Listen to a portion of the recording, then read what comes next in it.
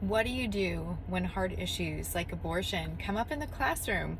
Well, when I was 13, that's exactly what happened to me. I was in the classroom and I even journaled about a conversation between me and one of my teachers and one of my fellow students regarding abortion. So if you don't want to have that conversation with your young person, maybe skip this episode. Today is June 4th of Katie's 7th grade prayer journal, coming to you live every day to inspire you to pray to God about everything. And you can pray anywhere. You get this book, you can take it on a road trip, write your journal entries right after each page. So without further ado, let's read on June 4th. Here we go. Dear God, even though you know, I went to school today. I wore my new dressy jumpsuit that I got on Saturday. I got lots of compliments. In first period, I know the punctuation right here isn't right. Sometimes in my journal, I just don't care about punctuation. Okay. So in first period, I got my math homework done. Emily Brosman isn't back from her hernia operation. Everyone in advisory has been a lot nicer. Advisory was a short class period at the beginning of each day where attendance was taken, announcements were made, and we would talk, kind of like homeroom as it's called in lots of schools. In second period, Jane and I talked a little. We had to write down vocabulary words for a test tomorrow. Mr. Burnett said Mr. Mick would be back tomorrow, but I kind of hope he's not. He's been very cold all trimester. I can't believe that we get out of school in just 19 days. Just 14 days of school left. Third period was fun. We played softball again. I have a softball game after school tomorrow too. Fourth period was interesting. We got into a conversation about abortion. I told the kid who was arguing with me to be quiet because he's not going to change my mind. And Mr. Wickerwack said, well, you're not going to change his mind, so you be quiet. He's a major jerk. Oh well, I think he's for abortion. And maybe that's why he said that. In fifth period, nothing happened. Lacey's been ignoring me lately. I got to share a little more with her about you, God. I don't think she's really thought about it. God, please help her make a decision for you, even though it's going to be a long, slow road.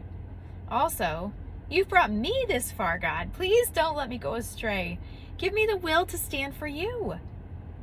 At lunch, Lacey sat somewhere else. Later, as I was leaving the cafeteria, I was standing outside talking to her and some big troublemakers. Maria Gonzalez and Sarah Garcia used to be nice. Maria and Sarah were making fun of something and pointed at me. So I pointed at Maria's face and started laughing. Ha ha. Jane Reagan almost spit out her drink. She was laughing so hard. It was probably wrong, but I had to do it. I walked out of the cafeteria laughing. Later on, I was starting to talk to Stephen Henderson, and I think Maria and Sarah were saying something about me stealing him from Jamie Williams. So I walked up to her and said sarcastically, oh, yes, I'm so in love with Stephen and trying my hardest to steal him from Jamie. And then I walked away. Maria came up to me again and said, what were you talking about? I don't remember what I said. I do remember walking away with Jane, though. Sixth period was boring. I turned in my homework. Seventh period was fun. I kind of flirted with Scott Newsom. Not purposefully, though. I just had a long conversation with him about nothing. Jared Mick, at church, said he wants to meet Jane.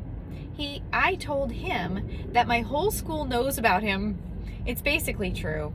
He asked about Mr. Wickerwack, and I told him. Jared's pro-life, too. I really love that about him.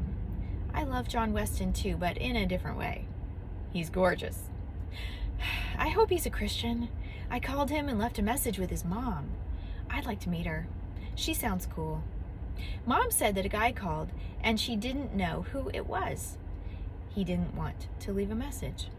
It was probably John Weston or maybe Stephen Henderson.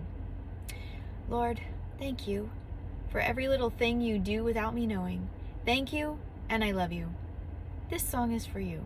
Amen. And I started singing a song I made up for the Lord. So see, you really can pray about anything. Anything at all.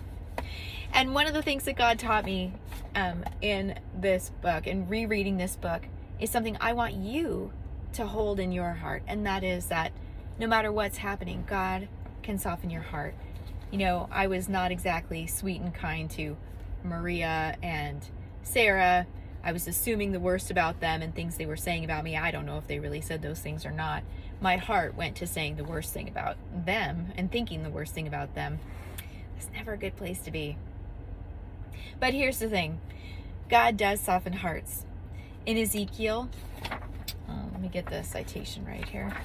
In Ezekiel 36:26, it says this: I will give you a new heart, and I will put a new spirit in you. I will take out your stony, stubborn heart and give you a tender, responsive heart. So as you are honest before the Lord with your heart, know this: if you ask him to, he will give you a new heart. If you ask him to, he will put a new spirit in you. If you ask him to, he will take out your stony, stubborn heart and give you a tender, responsive heart.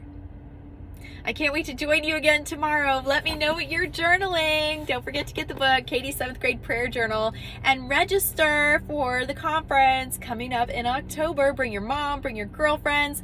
I'll be there along with teen coach Jamie Kirshner. She's going to be there too. And some other speakers are going to be there as well. You can register for that at Uncommon Teen Live.